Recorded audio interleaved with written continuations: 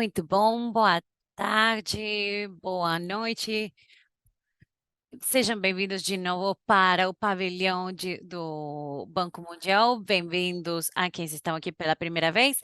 Esse é o nosso pavilhão no COP28. Estou muito empolgada de estar aqui. Eu vou falar por fora do guião, porque eu estou aqui com um painel de só mulheres.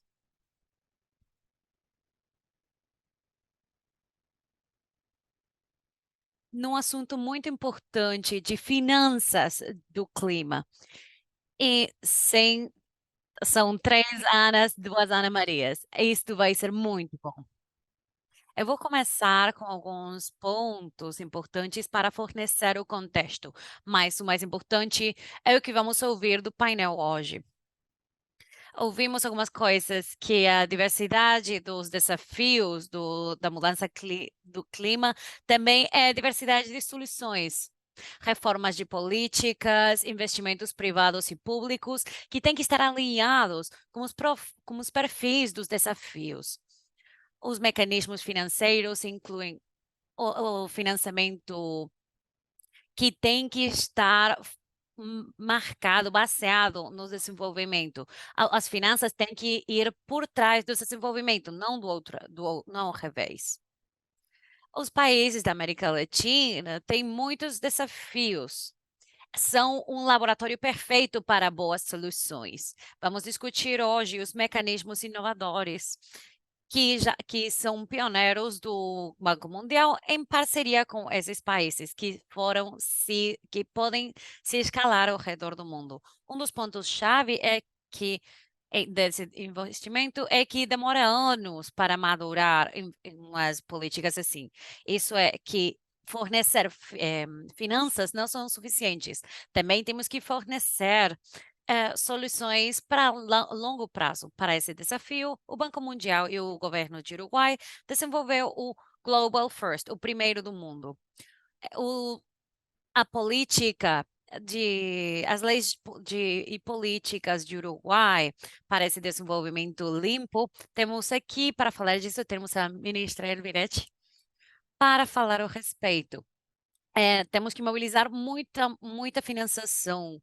Sabemos que só as políticas não vão ser suficientes, mas também temos que criar os planos para envolver tanto as políticas como os privados. Os bancos do país têm que fazer parte também. No Brasil, está se financiando um projeto de 500 milhões de dólares pelo Banco do Brasil para o setor do agro do Brasil, para ajudar a que o Brasil atinja os seus objetivos. A secretária Anatoni vai nos falar sobre como o Brasil está transformando, mudando o espaço. Finalmente, muito se falou da transição climática. Também é importante decarbonizar as diferentes áreas do país. O governo do Chile e o Banco Mundial desenvolveram um mecanismo financeiro para diminuir os riscos e incentivar o investimento nessa área. A doutora, né, Ana Maria Rus, vai nos ajudar com isso. Ministra Arbelete, vou começar com você. O Uruguai fez muitos titulares ultimamente, com um bono também incentivando o Banco Mundial para mudar o jeito que nós fazemos negócios nos países de desenvolvimento como o Uruguai. Quais foram as suas motivações nisso? Como você tem intenção de evoluir a agenda e o que você recomendaria para os outros países? Muito obrigada, Ana, pelo convite. Obrigada, Ana, Felipe e todas as pessoas que têm trabalhado juntos os últimos meses, mais um ano, que nos trouxe hoje aqui para ter esse espaço, essa lei para assinar e passar. Se eu posso fornecer um pouquinho de histórico nisso, o Uruguai começou no outubro de 2021, como parte desse comitê, e o FMI. Começamos com a ideia de que os países têm que ser distinguidos dependendo da contribuição que fazem sistema global que é a conservação da natureza. Achamos que um custo menor de financiação tem que vir com melhor comportamento climático. A ideia desse lado financeiro, da financiamento, que também tem espaço na entrada ao mercado, e outra ideia que também defendimos é que precisamos resultados, precisamos fazer o que fazemos, fazer o que dizemos. Não é só um diagnóstico e análise, mas também temos que fornecer resultados. Em conjunto com essa ideia, em outubro de 2022, o Uruguai fez o Bono de Sustentabilidade, que tem uma estrutura de interesses que tem que aumentar ou diminuir dependendo de alguns indicadores. Esses indicadores ambientais vêm dos NDCs que temos no Acordo de Paris. Isso é muito importante, porque é a primeira vez que os NDCs afetam financeiramente. Ultimamente, os países temos para apresentar os NDCs, mas não tinham consequências. Foi a primeira vez que essa estrutura dupla significa que os países vão ter incentivos, vão ter ganhos se atingem certos objetivos ambientais, né? Na mesma vez, com esse bono, marcamos como os indicadores. Um é as emissões de gás de efeito invernadero. E outro é com respeito à floresta nativa. Isso significa uma grande coordenação com diferentes ministérios. Ministério de Gado, de Indústria, de Meio Ambiente, de Assuntos Internacionais e Financeiro. Uma nova governança foi colocada e esse instrumento provou que o Uruguai tem determinação política e compromisso de avançar com a agenda do meio ambiente. Construir no desenho desse bono, para isso, trabalhamos conjunto com as nossas equipes por muitos meses, muitas conversas. E como achamos que era importante, novamente, ter incentivos econômicos nos empréstimos, não só nos bônus, como tivemos previamente, achamos que é importante ter métricas ambientais dentro da lei. O que aconteceu o último mês é que o World Bank, o Banco Mundial, passou uma lei de 350 milhões de dólares para o Uruguai, onde só temos o prêmio, porque o bono tem um cupo para os dois lados, mas agora, os países que atingem esses indicadores ambientais, nesse caso, Uruguai, vão receber uma recompensa. No caso de Uruguai, é 1%. Eu estou olhando para o diretor do DMU.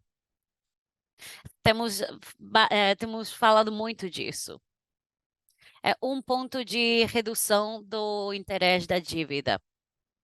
Isso significa que na vida do empréstimo, isso significa guardar milhões de dólares. E isso vão se levar a um fundo que vai financiar projetos de agricultura inteligente.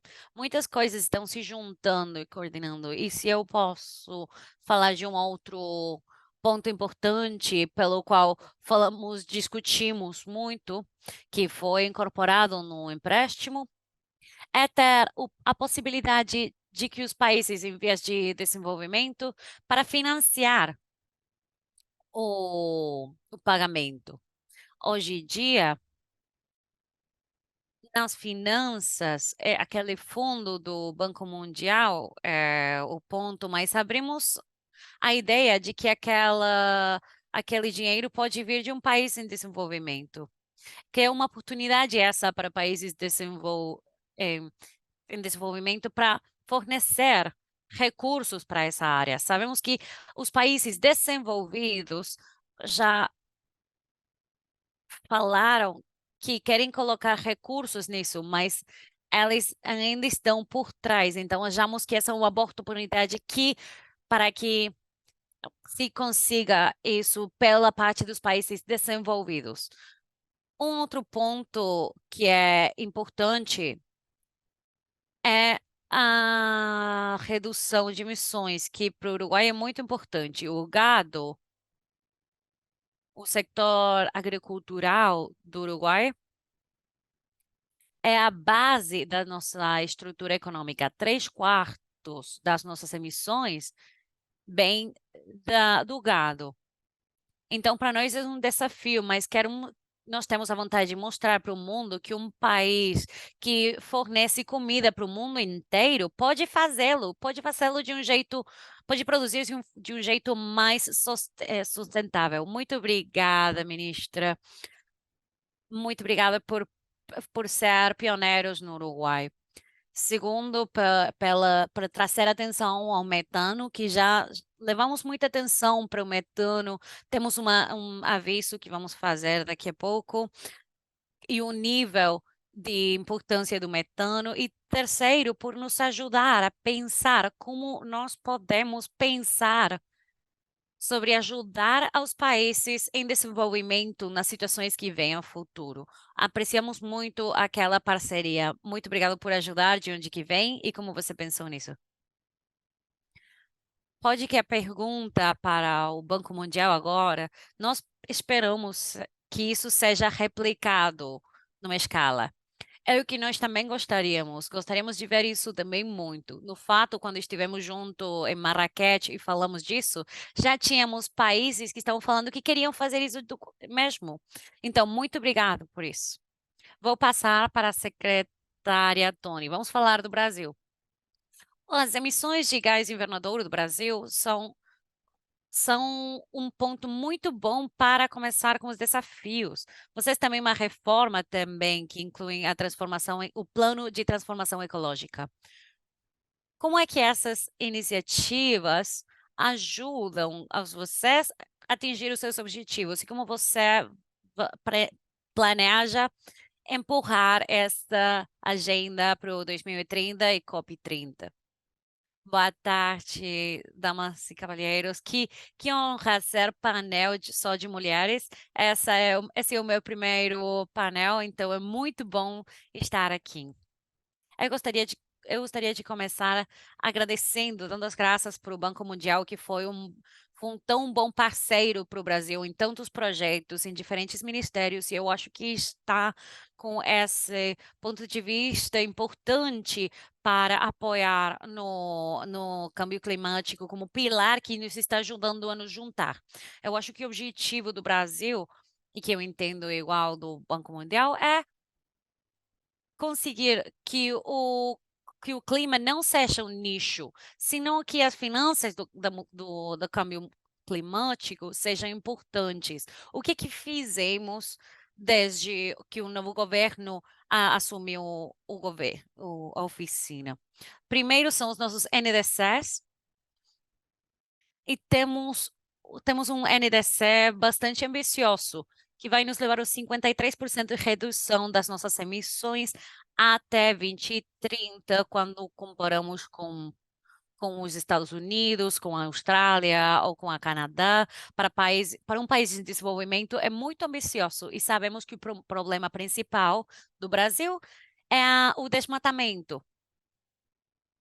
E então, eu estou muito empolgada de anunciar que desde que um novo governo chegou à oficina, as emissões do desmatamento, e o desmatamento mesmo foi combatido no 50%. Isso significa que o Brasil, em 10 meses, melhorou que 50 milhões de toneladas de carbono fossem para o ambiente. Então, o impacto não só de uma ação, mas a ação de 18 ministérios para combater o desmatamento foi chave. Isso prova que se não pensamos na política de câmbio climático, não como um nicho, senão como uma ideia global, é como vamos atingir a redução de emissões. O mesmo princípio, também inspirado por Cuba, que é a proposição inicial, que é um incentivo, mas que um incentivo positivo é o que estamos usando também em outros programas no Brasil, mais do que um monitoreio. E não é só do Ministério de Ambiente. Mais uma vez, o Banco Mundial está ajudando. Então, o Ministério de Agricultura, no lugar de dar para as pessoas do campo, para os agricultores, fornecemos créditos no lugar de,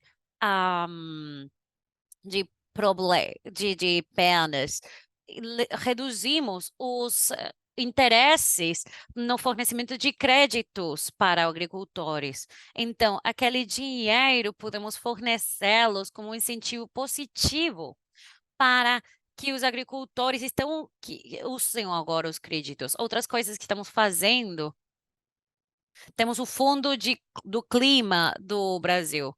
Estamos já no mercado com os nossos bônus soberanos, os nossos bônus sustentáveis, aprendendo da experiência do Uruguai, e conseguimos 2 bilhões de dólares vindo agora para o Brasil, que vão ir diretamente para o Fundo do Brasil para financiar áreas que não só vão mitigar, mas também vão adaptar os projetos, porque achamos que existe um role para o setor privado, não só para os programas de mitigação, mas senão também para adaptar os programas com o plano que temos.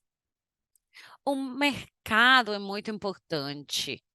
O Banco Mundial já foi parceiro, continua sendo parceiro. Estamos tentando aprovar uma lei. Tomara tenhamos uma boa notícia essa semana para ter um, um fundo de mercado para fornecer incentivos para os agricultores. Do mesmo jeito que o Brasil está tentando fazer e que utilizando o pilar do financiamento agricultura que não seja só climático, não seja só um nicho, senão que seja para tudo, para energia, para agricultura, trazendo soluções que envolvam a toda a economia brasileira. Temos a boa sorte de ter um ministro de Finanças que tem abraçado a transformação ecológica, que tem 6 eixos que mostram que o que temos que fazer no Brasil não é só mitigar ou adaptar, é a transformação do modelo econômico inteiro e usando os instrumentos econômicos para fazê-lo. O nosso assunto agora é que os instrumentos econômicos, mesmo que outros países, têm mostrado que os incentivos econômicos que fornecemos e o uso dos planos econômicos como a base do instrumento econômico para os modelos econômicos que vamos ter, fazendo com essas parcerias é a chave. E vamos encerrar aqui com um novo mecanismo que foi anunciado pelo Brasil nessa COP. Eu acho que o Banco Mundial vai ser parte também, que é um mecanismo que apoia as florestas de pé. Falamos muito de evitar a desflorestação, o desmatamento, a reflorestação, são muito importantes, mas não temos ainda um instrumento econômico para dar força às florestas, para o que a floresta já está nos fornecendo. Então, o Brasil tem ideia de como financiar as florestas de pé. Já temos reuniões com o World Bank, com o Banco Mundial, para ver como é que pode ajudar, como é que os outros países com florestas podem ajudar. Temos uma proposta forte para ver de como os fundos vão vir de gasóleo, de petróleo, de fundos soberanos. temos esperança de atingir 250 bilhões, acho que bilhões, de dólares para as florestas de pé. É algo que queremos começar agora e lançar no COP30. Então, muito obrigada.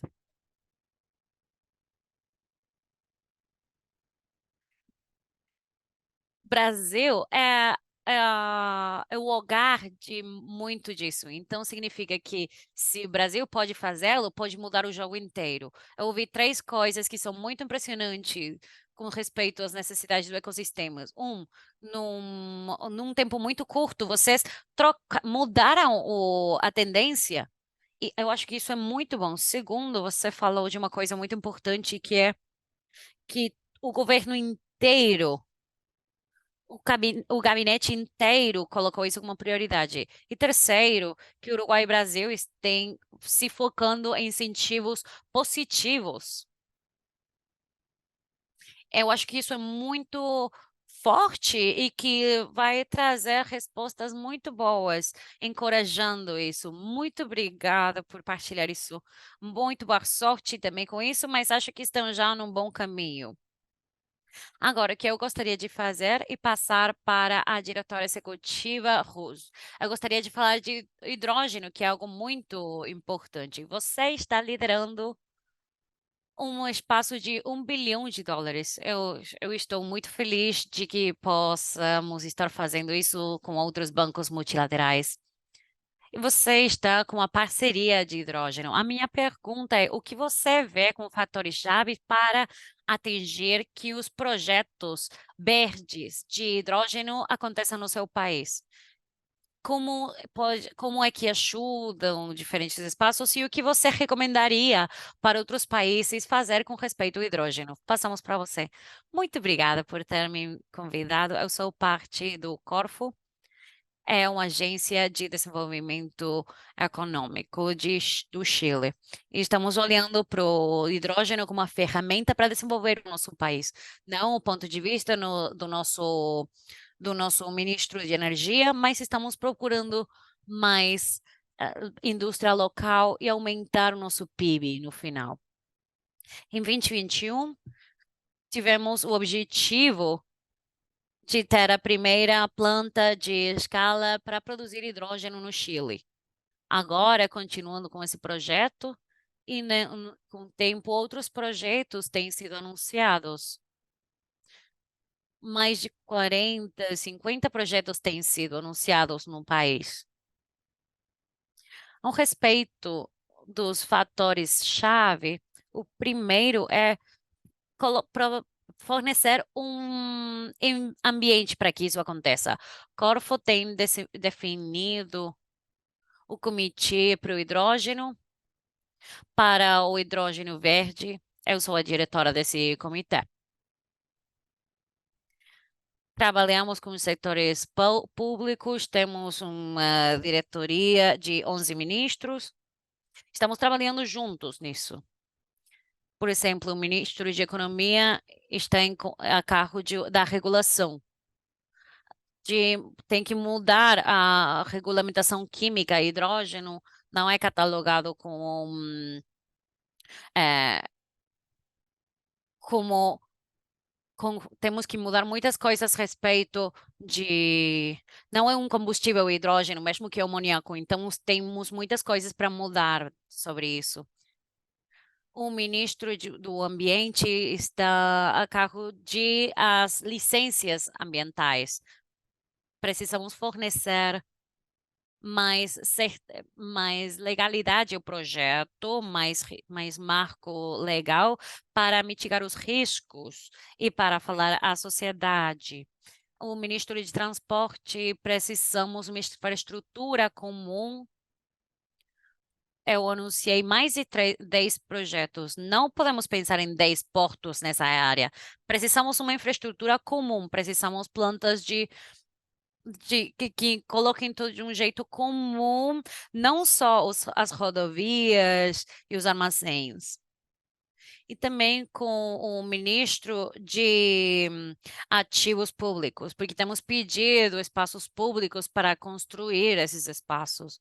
como estamos dividindo essas áreas, essas terras, e qual é o custo, é muito importante. E o ministro de Finanças também, obviamente, está trabalhando nos incentivos impositivos, mas também tem parte no esquema financeiro do local mesmo, com o objetivo de reduzir o custo capital e mitigar o risco perceito que, que o setor financeiro recebe da tecnologia. Temos experiência já no Corfo, porque com finanças do Cerro Dominador foi investido mais de US$ 1 bilhão e precisamos o dinheiro que tínhamos. Pode que seja uma quantidade pequena, bilhões e trilhões, é, mas é um sinal do Estado de que podemos acreditar na tecnologia e que isso reduz o risco e os finanças vão acompanhar. Respeito da sua segunda pergunta, estamos falando para aprofundar um pouco mais. Temos convidado os bancos privados e precisamos ajuda dos investidores. Teremos custo de capital menor fornecendo finanças conjuntas para reduzir o custo capital e assim mitigar os riscos. Reduzir os riscos também de default, mas dos espaços para mudar os espaços desde um facility, dos estados dos facilities para a decisão financeira final. Respeito da sua terça pergunta, a recomendação para os outros países. Eu acho que cada um é diferente, cada país é diferente. Como o Chile, só temos energias renováveis, não temos combustíveis fósseis. No caso da Colômbia, do Brasil, é diferente. Eles têm alguns combustíveis fósseis, então o estudo pode ser diferente. Mas um ponto muito importante é a escala do investimento. Um relatório do banco falou que 1 milhão de toneladas de hidrogênio precisa muitos valores de outras questões e 30 milhões de dólares de investimento. A nossa estratégia nacional tem um objetivo muito grande. 25 mil de eletrolisadores para 2030. É muito ambicioso, mas acreditem em mim, porque na Europa tem 40 gigawatts de eletrolisadores para a mesma data. Então, 25 de gigawatts significa 75 milhões de investimento. É impossível acelerar esse processo. Temos que trabalhar juntos, o espaço público e privado, no mesmo nível. Trabalhamos na nossa estratégia lançada no 2030, lançada faz uns anos.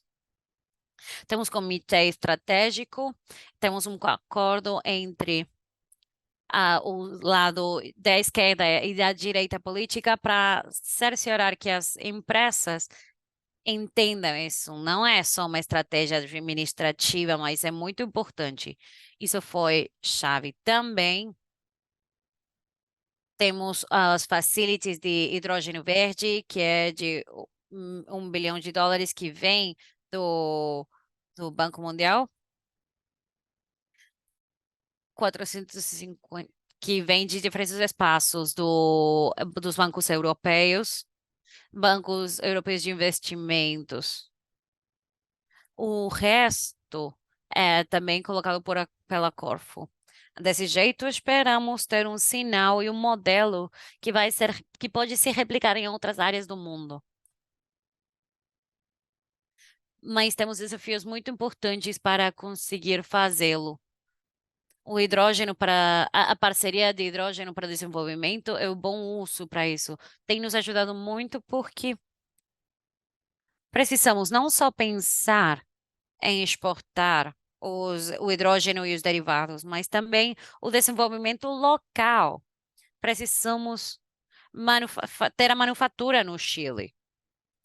Pensamos que temos um primeiro nível que é quais são as partes interessadas no Chile e queremos ter um objetivo na segunda parte de ter eh, manufatura de electrolyzers no Chile. Sabemos que as companhias têm um tempo de entrega de 18, 12, de 2 anos para fornecer os electrolyzers. Essa é uma questão muito importante. Como é que vão se vender os electrolyzers para outros países que não seja para os Estados Unidos, como a Irã, ou outros países que têm melhores estruturas? Achamos que temos uma boa oportunidade de desenvolver a manufatura no Chile e utilizar não só o hidrogênio verde, senão também o green steel, exportar vidro verde e outros produtos. Temos produtos mais elaborados que podemos exportar. A criação de valor local é muito importante. O trabalho que estamos fazendo é só de catalisador do processo. Isso é o que fazemos. Muito obrigada. Parabéns.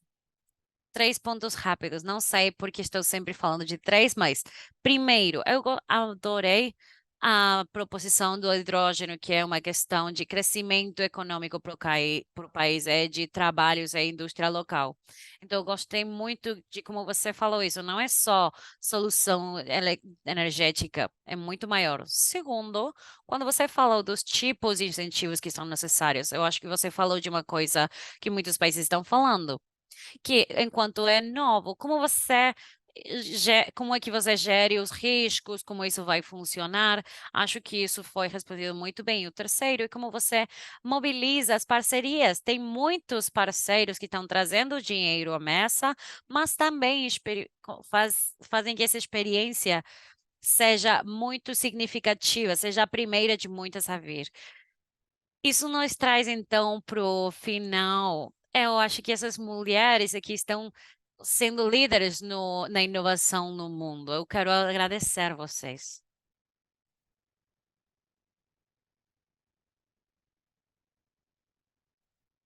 E eu só posso dizer o que eu acho que já falamos. Ouvimos muito sobre inovação em todos os espaços, ouvimos de incentivos que acho ainda que é muito importante, mas também ouvimos muito sobre velocidade e escala, que movimentar rápido, mas também que seja um espaço para escalar.